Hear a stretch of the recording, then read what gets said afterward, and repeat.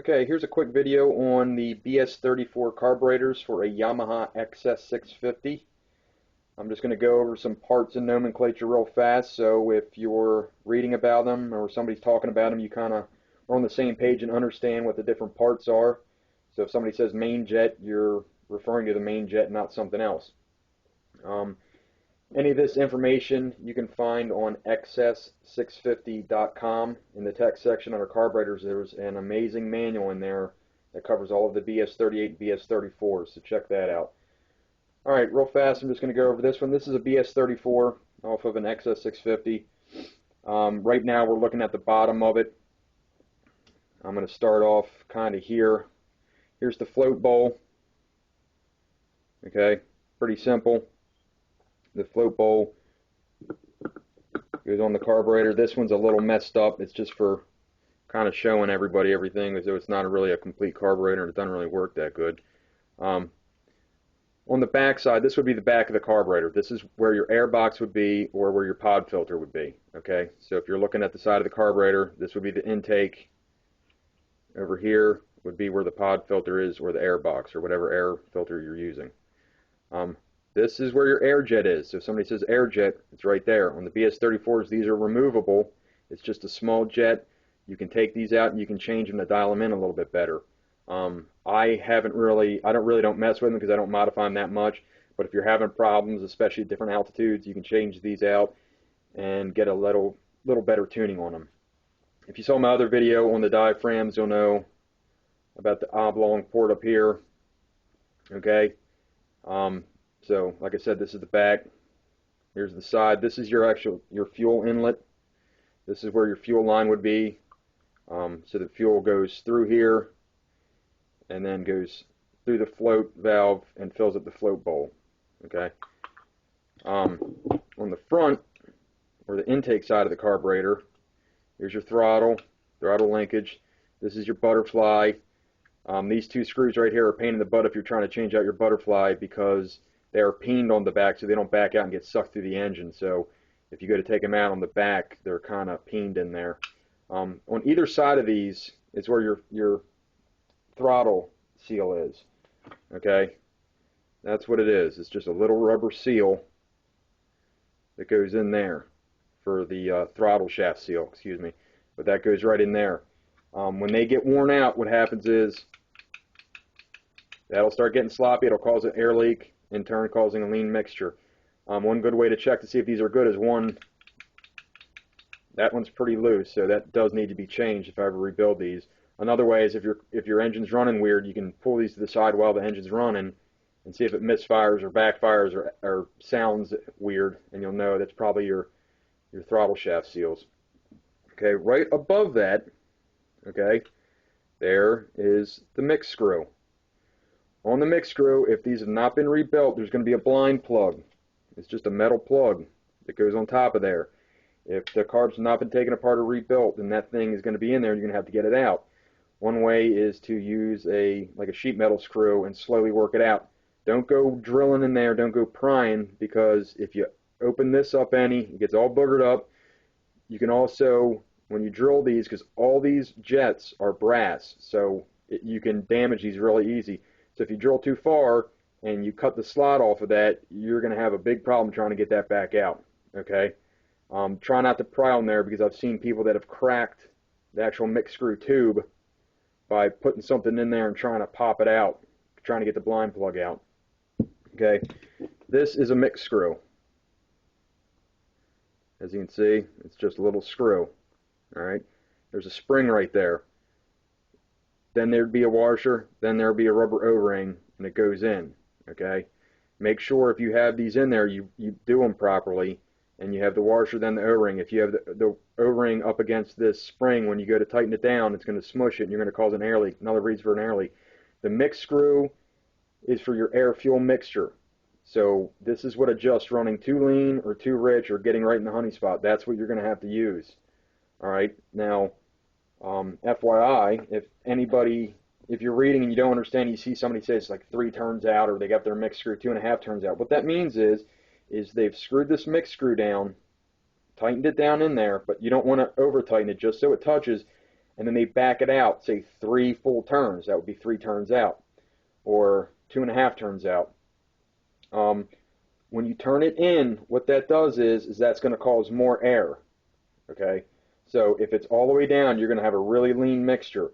The more you back it out, the more gas is going to be in there, and it's going to run richer, so you can dial it in.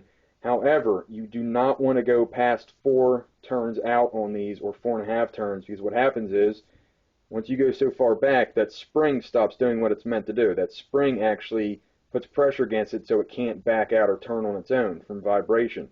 If you have it about like 4.5 turns out, what happens is this can move out and back out even more.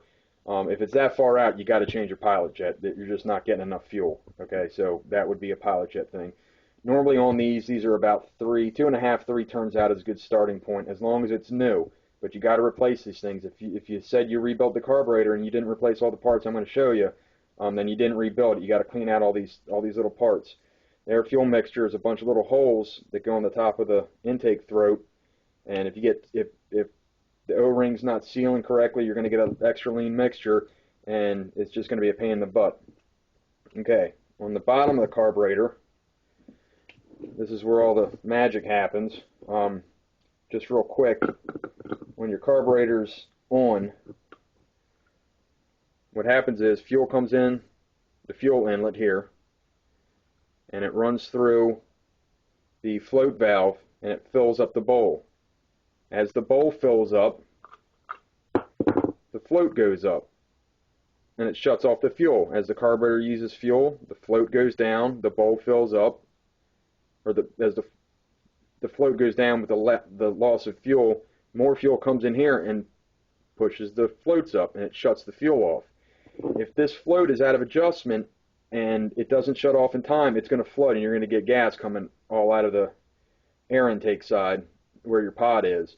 You're going to get a lot of fuel spilling out of there. If it's not set correctly the other way, it's going to starve. It's not going to be giving the engine enough fuel.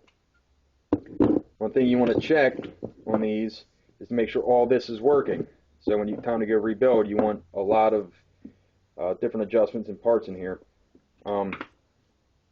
First off, this is your float, obviously. It moves up and down on this pin. Be careful when you take these pins out. This carburetor's already boogered up anyway, so I really don't care.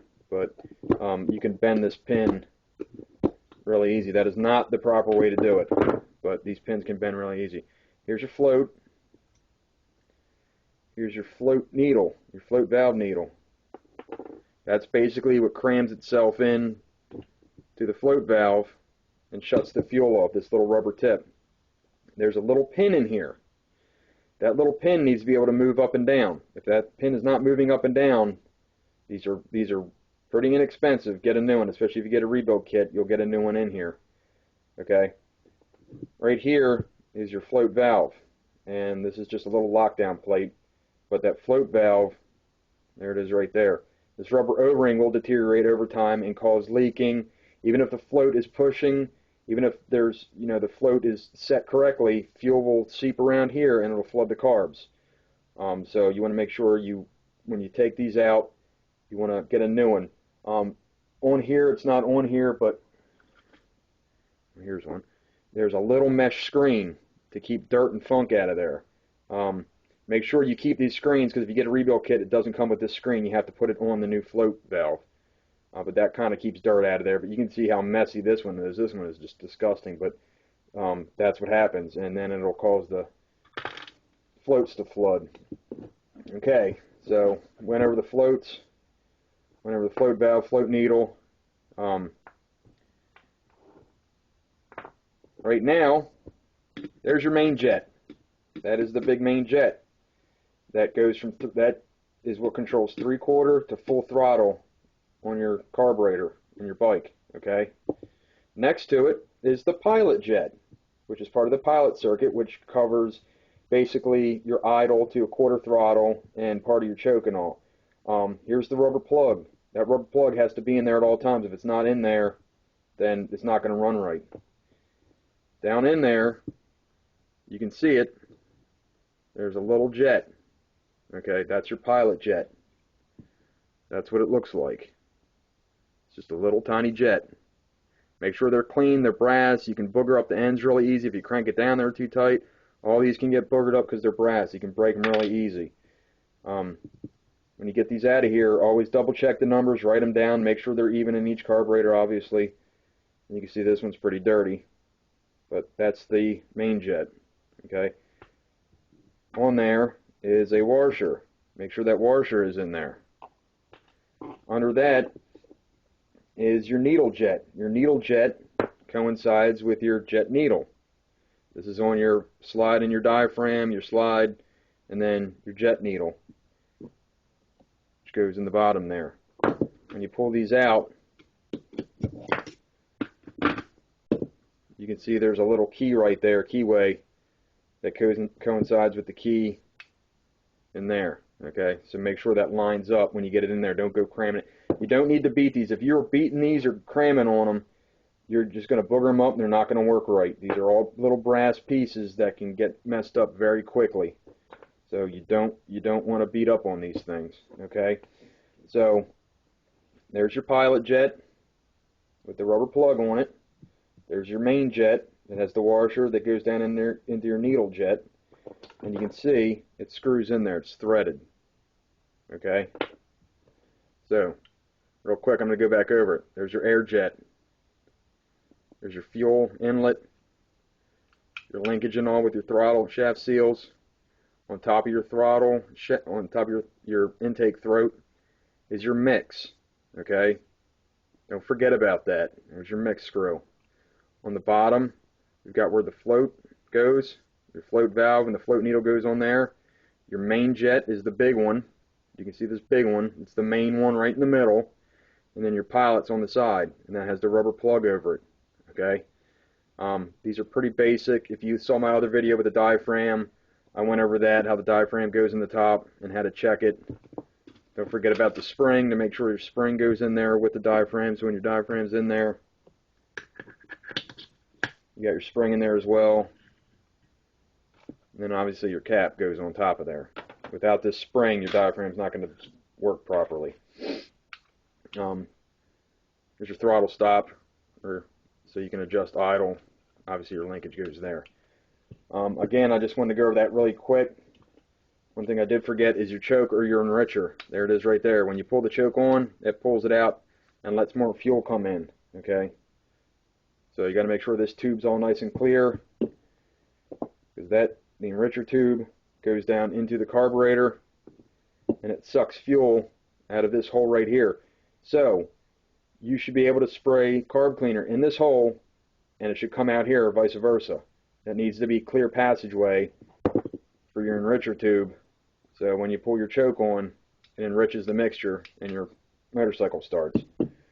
Again, I just went over that real quick. If you need to check it out, all the manuals have this stuff in here. XS650.com goes into it a lot more depth with different areas and pictures and stuff like that. So I hope this helped, and thanks a lot.